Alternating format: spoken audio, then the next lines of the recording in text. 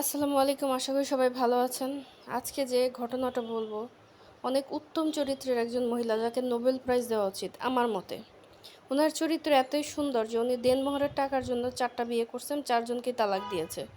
কিছুদিন আগে সামাজিক যোগাযোগ মাধ্যমে একটা ভিডিও অনেক ভাইরাল হয়েছিল যে এক ঢাকা বিশ্ববিদ্যালয়ের ছেলে, বাড়ির সামনে একটা মেয়ে মাদ্রাসার শিক্ষক, সে বিয়ের জন্য অনশন করছে। ছেলে তাকে বিয়ে করেছে, বিয়ে করে পালিয়ে গেছে, তারপর সে তাদের বাড়িতে এসে অনশন শুরু করেছে। সত্যি প্রথমে খুব খারাপ লেগেছিল যে একটা ছেলে মানুষ বিয়ে করার পরে কেন এরকম করলো, আর যদি বিয়েই করবে তাহলে পালানোর কি দরকার।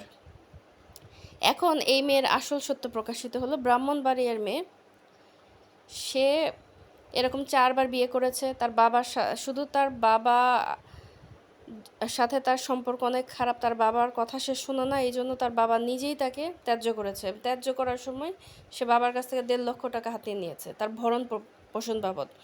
কোনো কথাই সে শোনে না। তার বাবা তার উপর অভিযোগ করেছে এবং মেয়েও তার বাবার অভিযোগ করেছে যে তার বাবার চরিত্র খারাপ, সে 4টা বিয়ে করেছে।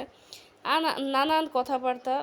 শুধু তাই না, এই মেয়ে তার বাড়ি থেকে চলে আসার পরে ঢাকার বাড্ডায় চলে আসে। সেখানে এক ছেলের সাথে সম্পর্ক করে বিয়ে করে 2.5 লক্ষ টাকা নিয়েছে, মানে ডিভোর্স দেওয়ার পরে।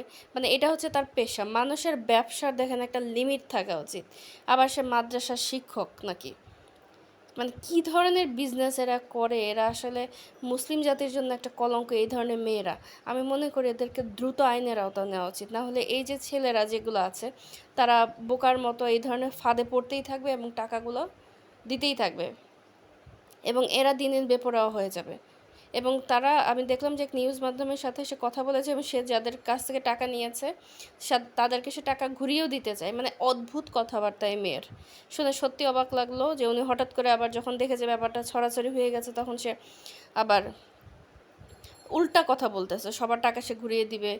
সে ব্যবসায়ী, সে এত বড় ব্যবসায়ী একজন মহিলা। আমি মনে করি একটা মেয়ের চেহারা দেখে ভালো লাগলেই যে তার জন্য প্রেমে হাবুডুবু খাওয়ার কোনো মানে নেই। অবশ্যই ফ্যামিলি ব্যাকগ্রাউন্ড দেখে একটু চিন্তা ভাবনা করে প্রেমের সম্পর্কে জড়াবে না। প্রেম তো এমনিতেও হালাল না, না জড়ানোই বেটার।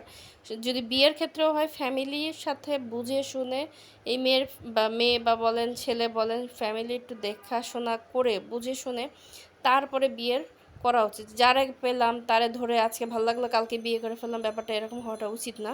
আমি মনে করবো আরেকটু সচেতন হন, যেহেতু দিনকাল ভালো না, অবস্থাও দিন দিন খারাপ হয়ে যাচ্ছে। বিয়ে নেওয়া একটা পবিত্র জিনিসকে তারা ব্যবসায় রূপান্তরিত করেছে। আমি মনে করি সবারই সচেতন হওয়া উচিত। আশা করি সবাই ভালো থাকবেন। আমার চ্যানেলটি বেশি বেশি করে সাবস্ক্রাইব করবেন। ধন্যবাদ সবাইকে।